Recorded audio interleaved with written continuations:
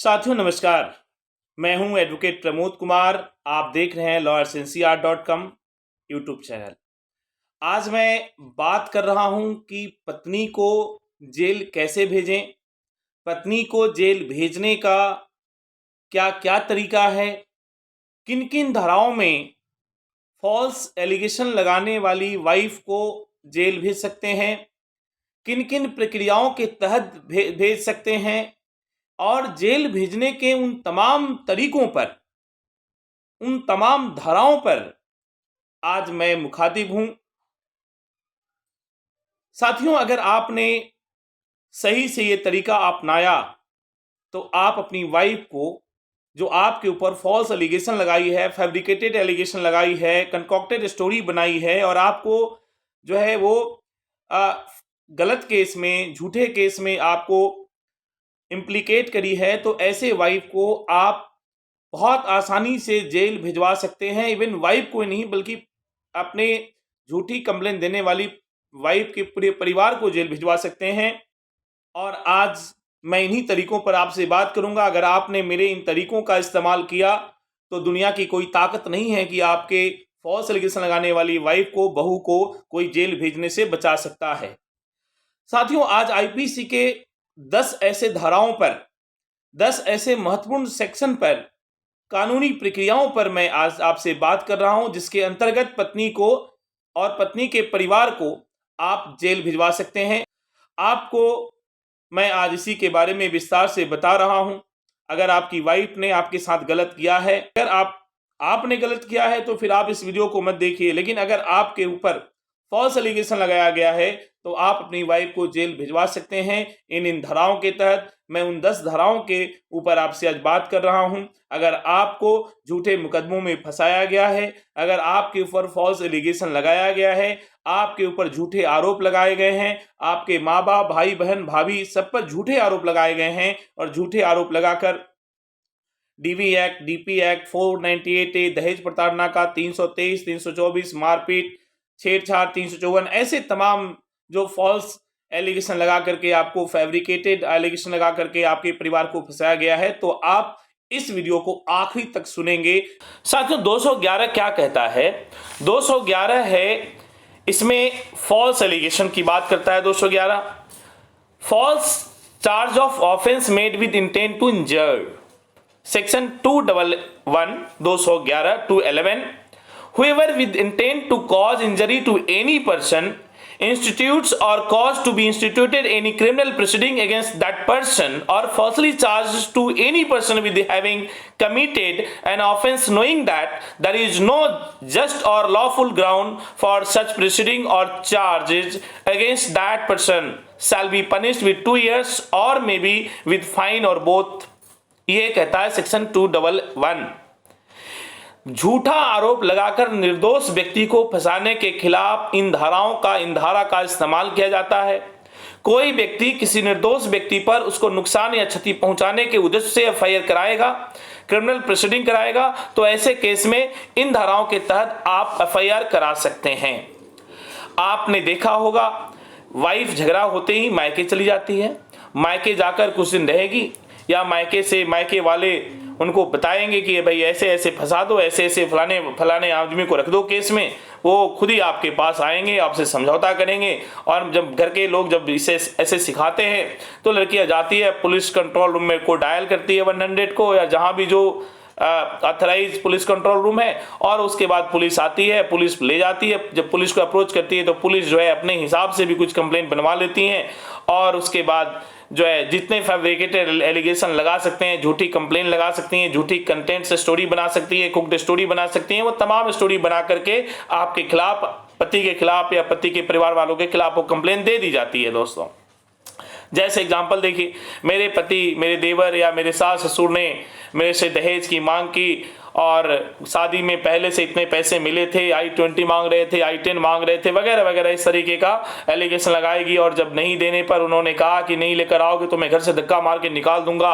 और मेरे पिताजी किसी तरीके से शादी में ऐसे ऐसे पैसे का बंदोबस्त किए, ऐसे ऐसे अरेंजमेंट किए, और अपने स्वेच्छा से उन्होंने जो उनको लगा वैसे उन्होंने दिया, और अब जो है I-20 की मांग कर रहे हैं जो हम देने में सक्षम नहीं है, और इसी की वजह से मुझे घर से बाहर धक्का मार के निकाल दिया है। पति ने मारा, ससुर ने मारा, इवन कई बार तो सास ससुर पे जो है एलिगेशन लगा दिया जाता है कि मेरे साथ छेड़छाड़ भी किया।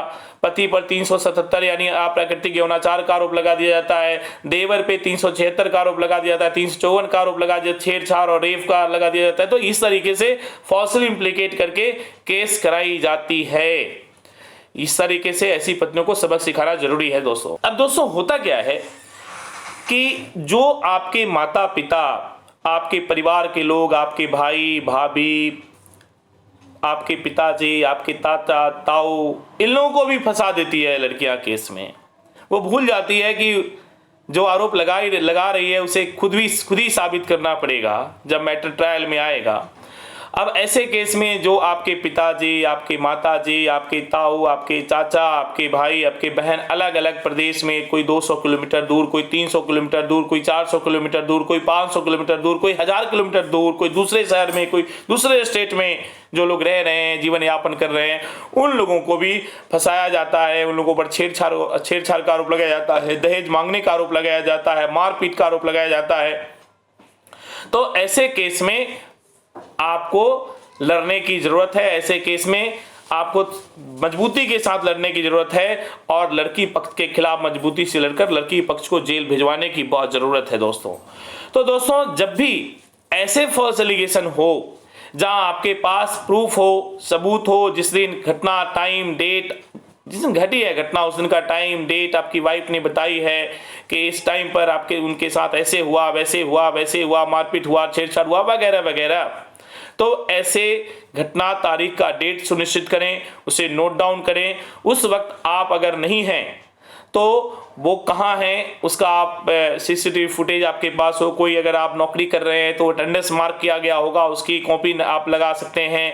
कहीं दूसरे प्रदेश में है, टिकट हो आपके पास वहाँ रहने का, कोई होटल की रिसिप्ट हो, तो ये सब चीज़ें आप एविडेंस में लगा सकते हैं। और ये लगाकर सीसीटीवी फुटेज है तो फुटेज को लगा करके आप ऐसे फैब्रिकेटेड और फॉल्स इम्प्लीकेट करने वाली, झूठी एफआईआर कराने वाली जो आपकी बहू है या वाइफ है, उसके खिलाफ, उसके परिवार के खिलाफ सेक्शन 211 यानी 211 आईपीसी में एफआईआर रजिस्टर करा सकते हैं, एफआईआर करा सकते हैं, और जो है आप अपने ससुराल पक्ष के लोगों को आप जेल भेज सकते हैं। दोस्तों 211 में, सेक्शन 211 यानी 211 आईपीसी में 7 साल तक की सजा और जुर्माना का प्रावधान है। अब इसमें करना क्या है कि सिंपली एक कंप्लेन आपको लिखनी है, पुलिस को अप्रोच करना है, और जो मैंने बताया आपको वो बताना है। जैसे मैं एग्जाम्पल के तौर पर बता दूं कि आप दूसरे शहर में रहते हैं, आपको पता लगा कि आपके भाई, आपकी वाइफ, आपके भाई के खिलाफ या आपके पापा जी के खिलाफ वाइफ ने कंप्लेन किया है, और वो कंप्लेन 498 है, 323, 324, 325, 406, 354, 377, 376 में किया हुआ है। इस तरीके कुछ भी हो सकता है। तो ऐसे में आप पुलिस को अप्रोच करेंगे, पुलिस को लोकेशन की जानकारी देंगे कि आप देंगे पुलिस को कि आप उस शहर में थे ही नहीं, और जो आपके खिलाफ कंप्लेन कराया गया है वो जो है वो झूठा है, वो फैब्रिकेटेड है, वो कंकॉक्टेड है, वो कूकड स्टोरी बनाई गई है। मैं जिस घटना दिखाई गई है हम यहाँ पर थे, मेरा ये अटेंडेंस मार्क है, मेरा ये टिकट है, मेरा ये है, मेरा ये चीज आप सब दिखा सकते हैं, और आप आईओ को कन्विंस कर सकते हैं। आईओ नहीं मानती, आप सीनियर अधिकारी को आप जाकर के कंप्लेन दे सकते हैं। और अगर फिर भी पुलिस नहीं सुनती है तो आप 156(3) में आप कोर्ट में सीधे जा सकते हैं, वहां पर आप इस कंप्लेन को दे सकते हैं। लेकिन दोस्तों एक बात, अधिकतर पुलिस इस केस में मना कर देती है, ज्यादातर तो मना ही कर देती है। फैमिली डिस्प्यूट है, पति पत्नी का विवाद है, इसमें मैं कुछ नहीं कर सकता, आप जो है काम करो, आप कोर्ट चले जाओ। तो ठीक है जी, आप कोर्ट चले जाइए, 156(3) एक वकील साहब को, किसी को अप्रोच करिए, 156(3) में आप एप्लीकेशन लगा दीजिए। ऐसे में आपको सीधे कोर्ट को अप्रोच करना बहुत जरूरी है। 156(3) में दोस्तों एफआईआर रजिस्टर करने के लिए कोर्ट में जाना है। इसको याद रखना है कि अगर पुलिस नहीं एफआईआर करती है तो आपको कोर्ट में जाना है। इसका क्या सबूत है, क्या प्रूफ है, या जो आप दे रहे हैं वो हो सकता है वो बेसलेस हो, या हो सकता है कहे कि एविडेंस जो है इस पर हमें ट्रस्ट नहीं है, विश्वास नहीं है, कोर्ट नहीं मान रही है, ये मैनिपुलेटेड है वगैरह वगैरह, हमें एविडेंस और भी चाहिए। तो एक बात तो जरूर है कि एविडेंस आपको चाहिए, और जब एविडेंस आपको चाहिए तो जज साहब क्या करेंगे, इसको डिसमिस कर देंगे। आपके 156(3) को तो डिसमिस कर देंगे, लेकिन CRPC 200 में इसको कन्वर्ट कर देते हैं जज साहब। लेकिन दोस्तों ये भी मौका आपके लिए बहुत अच्छा है, अगर CRPC 200 में भी कन्वर्ट हो जाता है आपका एप्लीकेशन, तो ये भी मौका बहुत अच्छा है। मैं जब ऐसे केस फाइट कर रहा होता हूं, मैं अपनी बात कर रहा हूं, बहुत सारे केसेस देख रहा हूं, जब मैं ऐसा केस फाइट कर रहा होता हूं तो मेरे लिए, मैं समझता हूं कि अगर 200 में भी कन्वर्ट हो गया तो मेरे लिए बहुत अच्छा है। क्योंकि होता क्या है कि जैसे व्हाट्सएप चैट की रिकॉर्डिंग, मोबाइल का लोकेशन, ये जनरली कोर्ट नहीं निकालवाती है, लेकिन जब आप सेक्शन 200 में आपका FIR कन्वर्ट हो जाए, ये आपका कंप्लेन कन्वर्ट हो जाएगा, तो बहुत आसानी से आप क्लेम कर सकते हैं, और जो जो एविडेंस आपको चाहिए उस एविडेंस के लिए आप लिख सकते हैं, और कोर्ट जो है ऐसे केस में एविडेंस निकाल करके आपको देगी।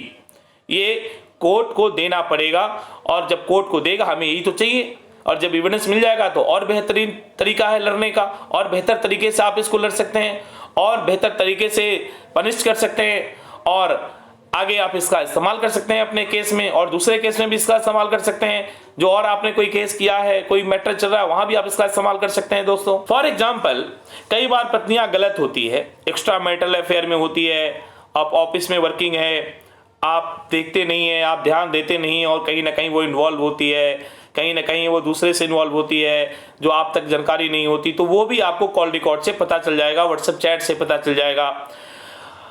अब क्या है कि इसमें जब कोर्ट इस तरीके से हिचकिचाती है कोई डिटेल देने में, कतराती है कोई डिटेल देने में, तो हम सेक्शन 200 CRPC के तहत बहुत आसानी से डिमांड कर लेते हैं, और बहुत आसानी से वो सारी चीज़ें हमें मिल जाती है। कोर्ट मना नहीं कर पाती, क्योंकि एविडेंस बहुत ज़रूरी है दोस्तों, और ये बहुत अच्छा तरीका है एविडेंस निकालने का, वाइफ के खिलाफ एविडेंस कलेक्ट करने का।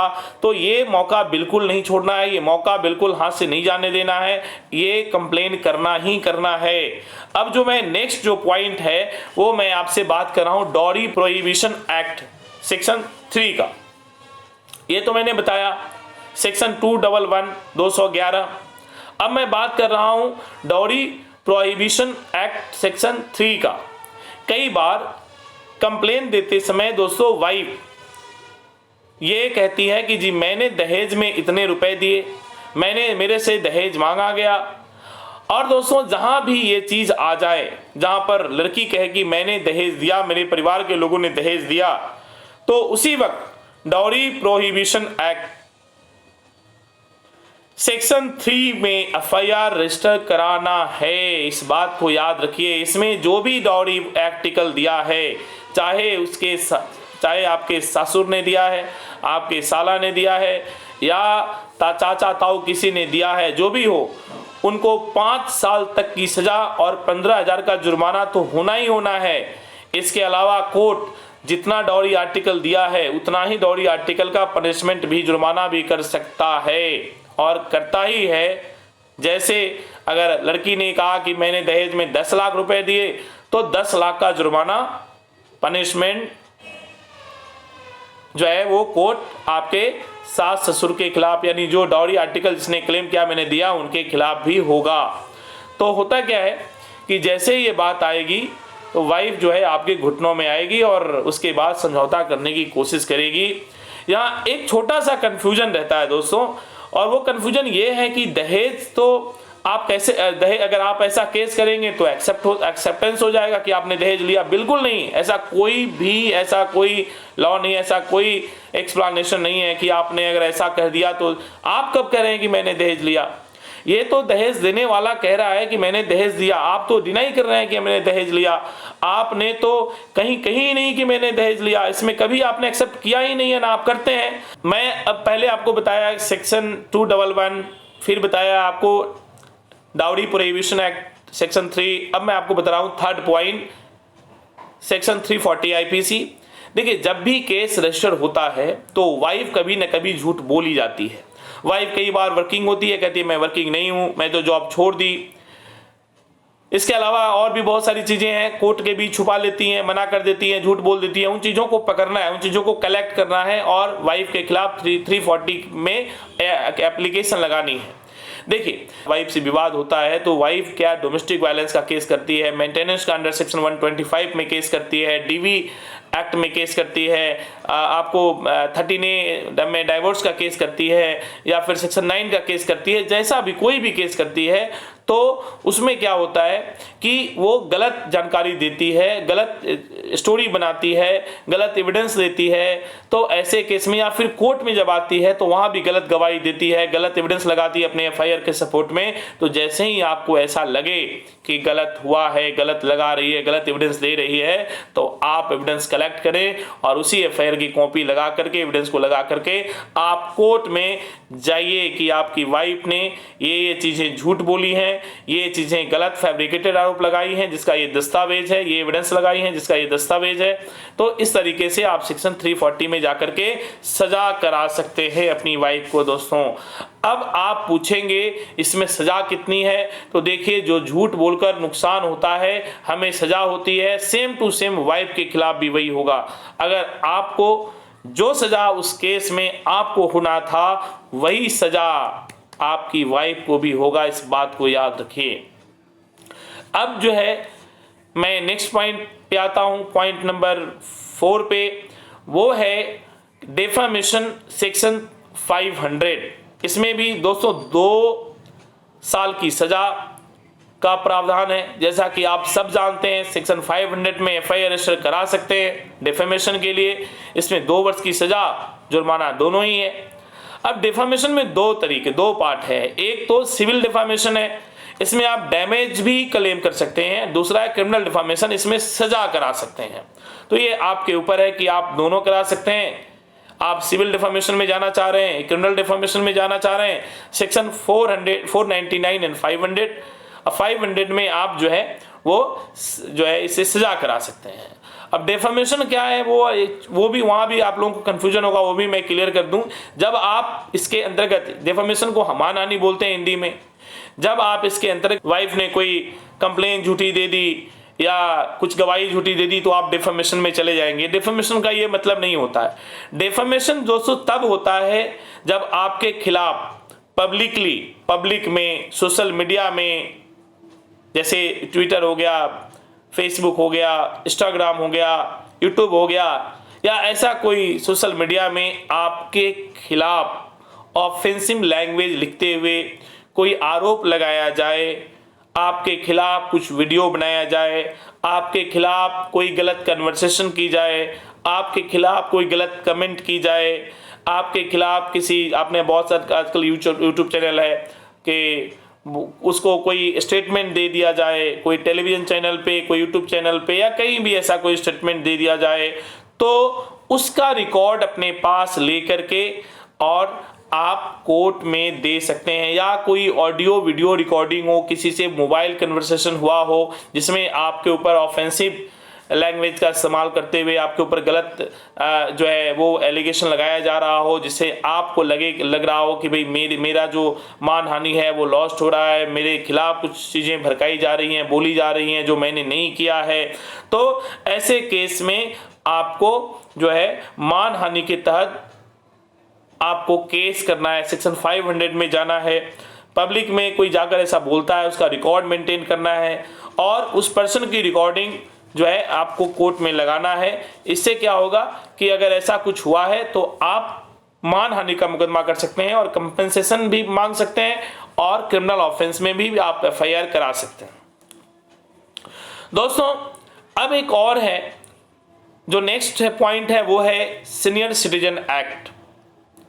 अब क्या होता है कि जनरली जो है वाइफ जब कोई इस तरह का FIR करती है, 498A, 323, 324, 325, 376, 354, 377 वगैरह वगैरह जनरली करती ही है वाइफ। आजकल 90% केस फेक हो रहा है, फॉल्सली इम्प्लीकेट किया जा रहा है।